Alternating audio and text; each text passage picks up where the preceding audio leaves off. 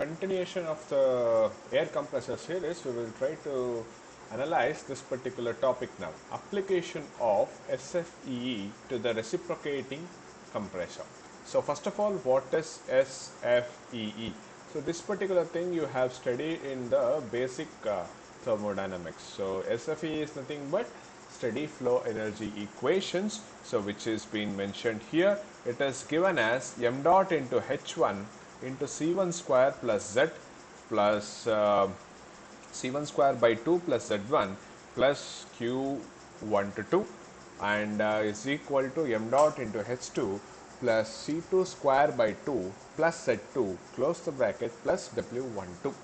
So this is the steady flow energy equations. You have solved many problems on the steady flow energy equations in the basic thermodynamics, and even you have applied this particular thing for the nozzle, you have applied this particular thing for a compressor, for a turbine, everything you have applied, and you have seen many applications of this SFE in the basic thermodynamics. So in this particular topic and in this particular video, so what we will be doing is we will be applying this particular SFEE to the air compressor, which is reciprocating air compressor. So steady flow energy equation is given as this particular thing.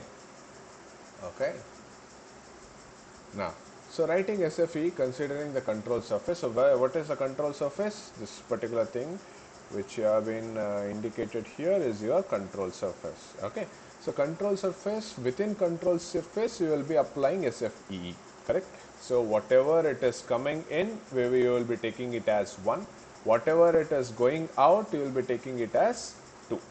Okay, this is how we will be defining what is inlet and what is outlet within the control surface. With respect to the control surface, then you will be applying SFE. Okay. Next. So writing the SFE for the control surface is given as, again the same SFE is been written. For reciprocating compressor, so the potential and the kinetic energies are ignored. Okay, so the potential and kinetic energies are ignored. Work done on the system to compress the fluid, hence this one would be negative. So what are you doing in the control surface? You are inputting the work.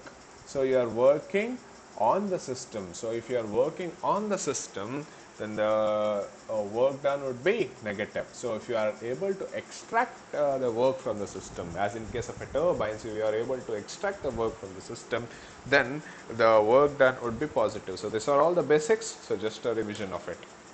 Okay, so that's why your work done is negative, because you are working on the system. So heat is lost to the system, hence Q12 is also negative. So the potential and kinetic energies are neglected. So where is the potential energy, guys? So here it is a potential energy. See, m into Z1, which is the datum, correct? So m into Z1 is your datum. So this is your potential energy, potential part. And where is your kinetic part? Here it is half mv square. So half mv square, m is there. So c1 square by 2. So this is your the kinetic part. So both of things are being neglected in case of a air compressor. So if you are neglecting both the things, what happens to these values? So this will go to 0 because it is a kinetic energy, and this will go to 0 because it is potential energy, and same thing will happen in the RHS part also. So this particular thing which is kinetic will go to 0, this particular thing which is potential will go to 0. So what are the remaining terms? So m1 is remaining here, h1 is remaining, okay, q1 to 2 is remaining, and m dot is remaining, which can be cancelled anyhow. Okay, and W12 is remaining. So all those terms I have written here. So all those terms are taken here. Okay.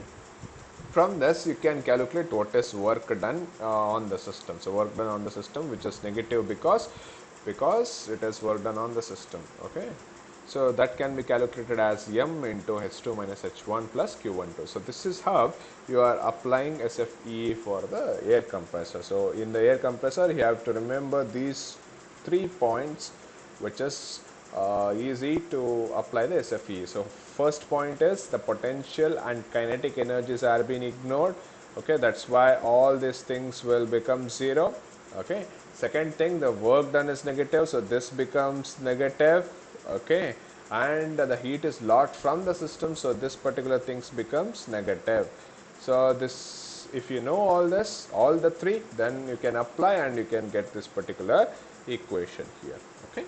So this is the application of SFE on the air compressors.